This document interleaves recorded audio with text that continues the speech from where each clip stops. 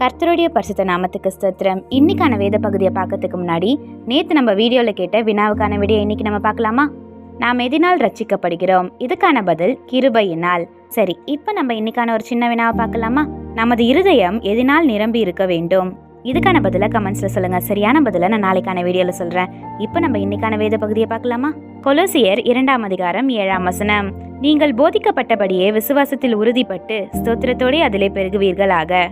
Rooted and built up in him, strengthened in the faith as you were taught, and overflowing with thankfulness. Colossians 2:7. இது நம்ம ஒரு சின்ன கதையை பார்த்துக்கலாமா?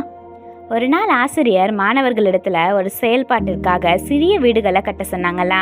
விளையாட்டு மைதானத்துல எங்கு வேணாலும் கட்டலான்னு சொன்னாங்களா. கார்த்திக்ன்ற பையன் மென்மையான மணல்ல சிறிய வீட்டை விரைவா கட்டினானா. அங்க கட்டுவது ரொம்பவே எளிதா இருந்ததா. அவன் சீக்கிரமா முடித்தானா. ஆனா லிடியான்ற பெண் கடினமான பாறை போன்ற இடத்துல தேர்ந்தெடுத்தாளா. அங்க கட்டுவதற்கு ரொம்ப நேரமும் முயற்சியும் அதிகமா இருந்ததா.